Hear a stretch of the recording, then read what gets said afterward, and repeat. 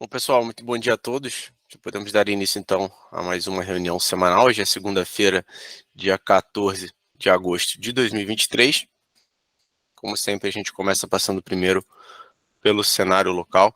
A gente teve uma semana que o Ibovespa registrou sua terceira semana consecutiva de queda, acumulando perdas de 1,21% na semana passada, fechando cotado, então, a 118.065 pontos. Foram 9 sessões seguidas negativas em todos os pregões de agosto, que já acumula queda aí de 3,18% no mês. Tá?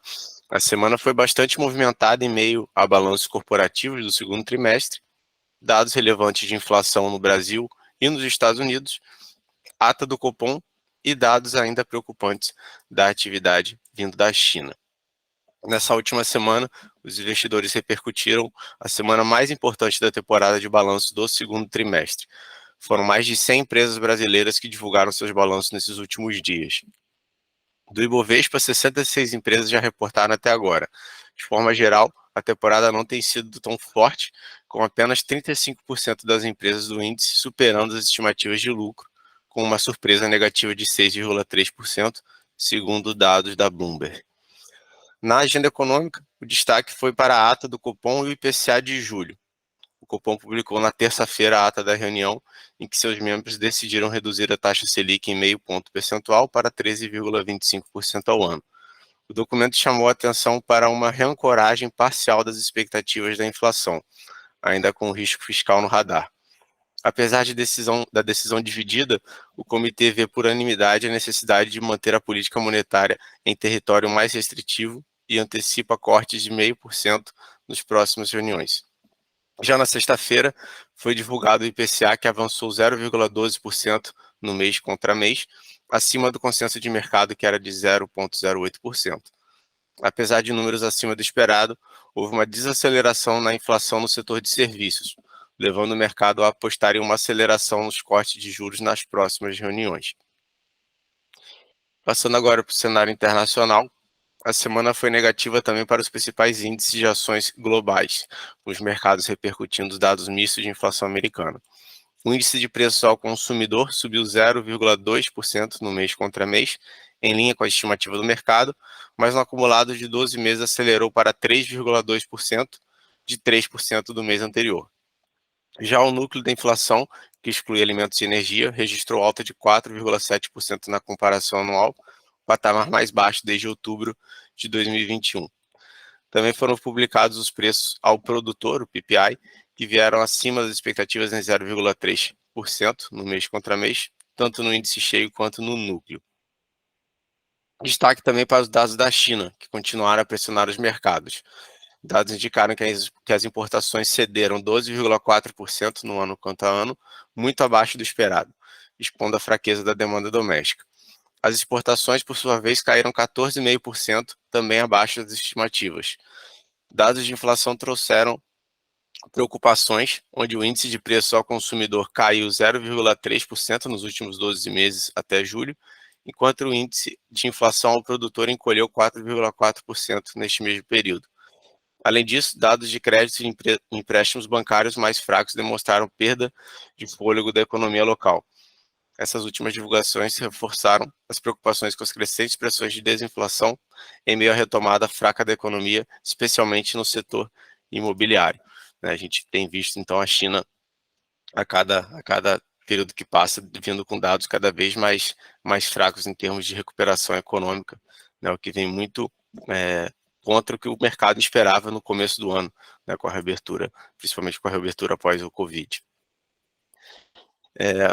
Indo agora para o nosso índice de fundos imobiliários, né, o IFIX, ele apresentou alta de 0,13% na semana passada, onde a gente teve um desempenho médio dos fundos de papel com alta de 0,14%, e os fundos de tijolo tiveram uma performance média de menos 0,06% na semana. Entrando agora na parte de moedas, o dólar apresentou mais uma semana de alta frente ao real, com uma valorização de 0,66% na semana, cotada a R$ 4,91. O índice DXY, que representa a variação do dólar frente a uma cesta de moedas, também apresentou ganhos com alta de 0,83% na semana. E no mundo das criptos, após 3 semanas consecutivas de queda, o Bitcoin voltou a se valorizar, subindo 1,07% na semana, cotado a $29.415. E o Ethereum também avançou 1,08%, cotado a $1.849,20. Para dar sequência, então, vou chamar então o Thiago Tavares para comentar um pouquinho da curva de juros para a gente. Bom dia, Thiago.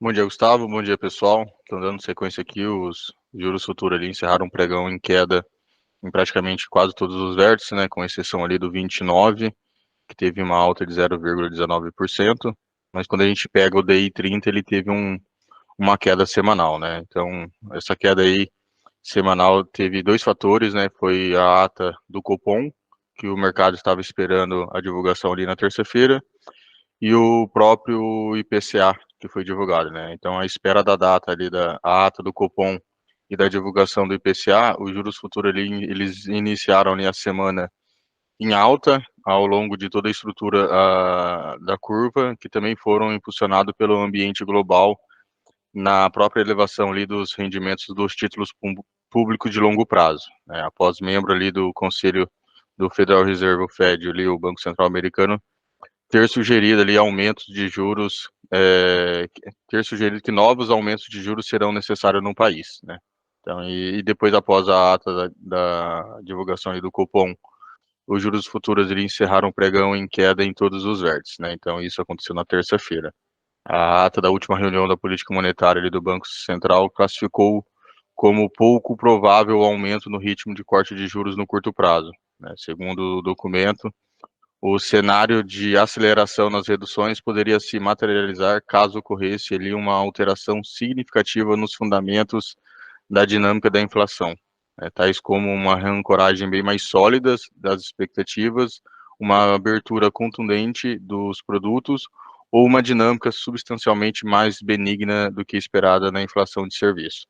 No mercado ali, próprias opções digitais, há uma aposta ali em torno de um corte de 0,5 pontos percentuais em setembro, ele ronda em torno de 79%, enquanto a chance de um corte maior de 0,75 pontos percentuais gira em torno de 16%, né?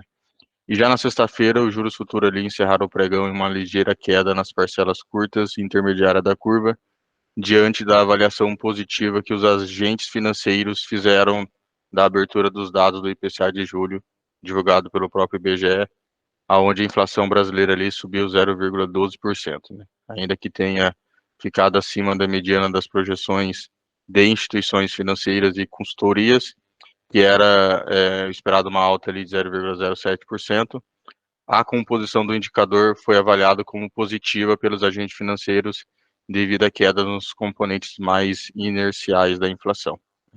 E na agenda semanal ali, a gente está sem dados relevantes para essa semana. Tá bom? Obrigado, Gustavo.